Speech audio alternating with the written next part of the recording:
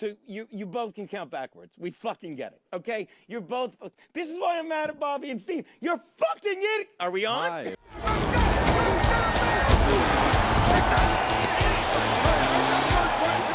Play action fakes it for pass end zone. Yes, touchdown.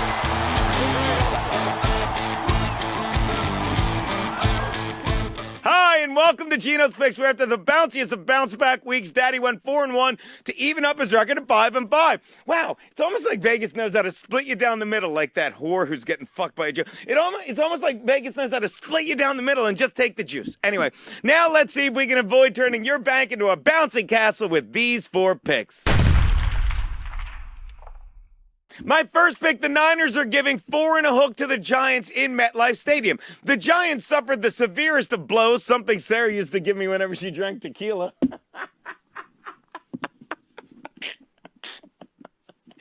It's not that funny.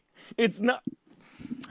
This week, when Saquon Barkley, it's good to be back. When Saquon Barkley was lost for the season with an ACL injury, a tear, he's out. Couple that with the fact that Danny Dimes Jones has struggled in his past half-dozen games dating back to last season, and it's hard to name a good player right now on the G-Men. But here's the thing. If you asked me to gamble on the crappiest player on the Giants between backup running back Deion Lewis, newly signed Devontae Freeman, Daniel Dimes Jones, and their underachieving receivers, you know who I would take? The field. Literally. Because the least reliable thing in MetLife Stadium aren't either of the winless New York teams playing on the field as much as the playing field itself. There were so many black guys rolling in the ground on pain this past Sunday. My uncle came in and screamed, "Turn this Antifa bullshit off."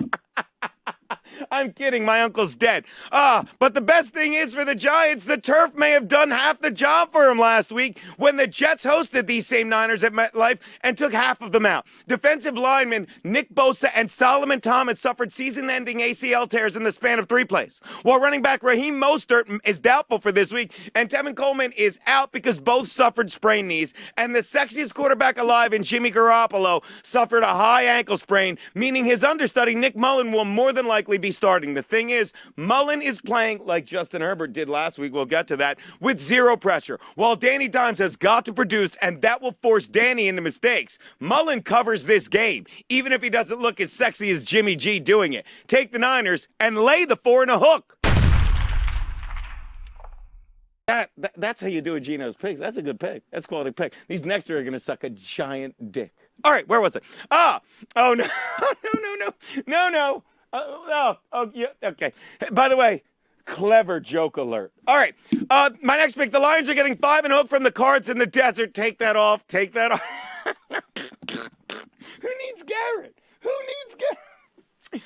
Not sure if you picked this game, not sure if I picked this game just so I could remind you how the Card stud quarterback Kyler Murray outshined Dwayne Haskins this past Sunday. But the fact is, this game is made for Matthew Stafford, or as he's so aptly nicknamed, Pad Statford. Because even if the Cards have a big lead in the final quarter, they will let Stafford, who should be a consultant for Antifa, because the media makes a big deal out of all the yards he burns up late. That's pretty good too, right? When they mean absolutely nothing. And speaking of black guys that can pose multiple threats, don't forget their 35th overall draft pick, 35th overall pick this year in the second round, running back DeAndre Swift. Yeah, the apostrophe stands for E. Maybe his mother should have used the E and saved the apostrophe for in front of Swift to abbreviate the phrase ain't to. Regardless, this little fella flies all over the field, which is why the Cards and Lions finish in a close one. Take the Lions and the points in a game they just may steal. My next pick, the Packers are getting 3 and a hook from the Saints in New Orleans. Not saying I was right about Drew Brees. I am. I was right about Drew Brees. This past week in the Monday night game, but it seems everyone else is saying I was too, and saying that he just doesn't look like himself. Or, not to mention, without Michael Thomas last week, he looked less like the QB who won Super Bowl MVP in February of 2010, and more like the Louisville PD who shot Breonna Taylor in March of 2020. Because just like those guys, he was aiming everywhere, hoping the right black guy caught it in the chest. Did I write this? Did I? No wonder Marina Franklin hates me. And just like the Warren served to Breonna Taylor, who was a former EMT, yeah, look that up, a former EMT, she got fired. It's opportunity that is no longer knocking on Drew Brees' door. Drew, that knock you hear is your inner monologue, telling you it's hard enough for a man barely 6 feet tall in the NFL to see downfield. How can you do it when you're bowing down to a mob staring at your feet? Drew Brees, you broke my heart. And now all he can do for you guys is break your bank if you bet on him. Take the pack and the 3 and a hook you're getting. Let's wrap it up, which brings you to my pencil it in bigger than life pick of the week. Hey, the Ravens are getting 3 and hook from the Chiefs in Baltimore. What can you say about this battle of 2-0 teams that features the last 2 NFL MVPs? How about this? It ain't going to be as close as you think. Not sure if you saw the Chargers-Chiefs game this past Sunday, but while everyone was focused on the way Justin Herbert came in and nearly beat the Chiefs, they missed something else. That it was the Chargers defense that was giving the Chiefs offense and Mahomes fit after fit, while it was Herbert giving the opposing QB gift after gift. Herbert, while I'm excited for him and his future, made 2 key mistakes that kept the Chiefs in the game until the defense just couldn't keep up and had to hand this handsome kid in the bandana, you see what I did there, the game. Not to mention, Herbert was called into the game at the last minute when instead of the Chargers doctor giving starter Tyrod Taylor a painkiller injection, he punctured his lung, nearly making it a pain, killer injection.